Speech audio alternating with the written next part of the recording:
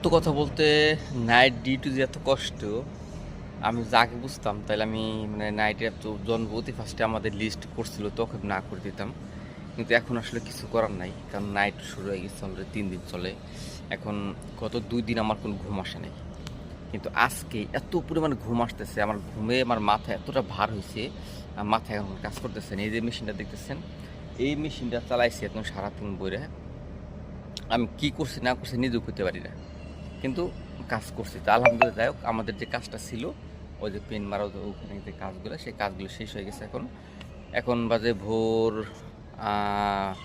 15 minute কম 4টে বাজে, 15 minute কম 4টে বাজে। তো আমরা আরও 1 ঘন্টা 15 মিনিট পরে, মানে যখন আমাদের এখানে 5টা বাজবে, তখন আমরা চলে যাবো এখানে রুমে। তবে আজকে জানি না ঘুম আসবে কি না, আর ঘুম আজকে আসতেই হবে, কারণ ঘুম আজকে না এসে উপায় নাই। কারণ ঘুম যদি আজকে না আসে, আমি আসলে আগামীকাল নাইট করতেই পারবো না। না, আগামী যে নাইটটা আছে নাইটটা আমি করতে পারবো না।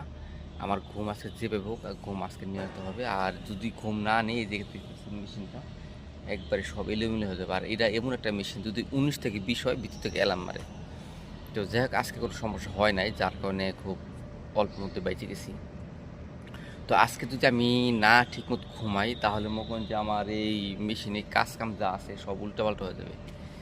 তো যেভাবে আসলে যারা প্রবাসে আসতে চান বা আসেন, বা যারা নাইট ডিউটি করেন, তারা সবাই একটু সতর্ক থাকবেন আর দিনে একটু ঘুমাবেন। এবং যারা আপনাদের যারা রুমমেট থাকে, সবাই আপনাদের হেল্প করবেন যেন যারা ঘুমায় দিনে তাদেরকে যেন ডিস্টার্ব না করার জন্য। আর যদি কোনো আত্মীয় স্বজন বা কেউ থেকে থাকে, তাহলে তাদের খাবার দাবার একটু ব্যবস্থা করে রাখবেন। তারা আসলে খুবই কষ্ট করে তারা নাইট ডিউটি করে। কিন্তু সবচেয়ে কষ্টের বিষয় এটা যে প্রবাসে আসলে এমন একটা জিনিস যে আপনার যত নাইট করবেন বা যত কষ্ট করেন বা যত পরিশ্রমী আপনি করেন, ঠিকমতো পয়সা পাবেন না।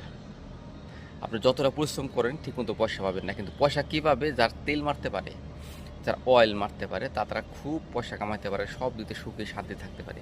তারা 2 একটু কাজ কম করলেও তাদের শান্তি। কিন্তু যারা অয়েল না মারতে পারে, তাদের আর কোনো শান্তি নেই। তাদের শুধু কাজ আর কাজ, কিন্তু পয়সার বেলায় নেই। আর যদি খালি হয় আপনার সাপ্লাই কোম্পানি, তাই তো আপনি জীবন শেষ। সাপ্লাই কোম্পানি হইলে মনে করেন যে আপনি, মানে কি, যদি আপনি উদাহরণ দিয়ে বোঝাই, যে আপনি পুরো একটা কুয়া তো চেনেন, বরিশাল একটা কুয়ার মধ্যে যতটুকু পানি থাকে, ও পুরো পানিটা এমন করেন যে আপনি সারা মাস ধরে কাজ করবেন, কিন্তু পাইবেন কি? যখন কুয়া থেকে 1 বালতি পানি উঠায়, অতটুকু পাইবেন। বুঝে নেন সাপ্লাই কোম্পানি কীরকম। আর এই যারা প্রবাসে আসেন, আসার পরে যারা সাপ্লাই থেকে কাজ করেন, মানে যারা free visa, Azad visa, free visa যারা থাকেন, এই ফ্রি ভিসা যারা সাপ্লাইয়ের মাধ্যমে কাজে যান, তাদের তো মনে করেন যে কান্নাকাটি প্রতি মাসে আসি। তো আলহামদুলিল্লাহ সেগুলো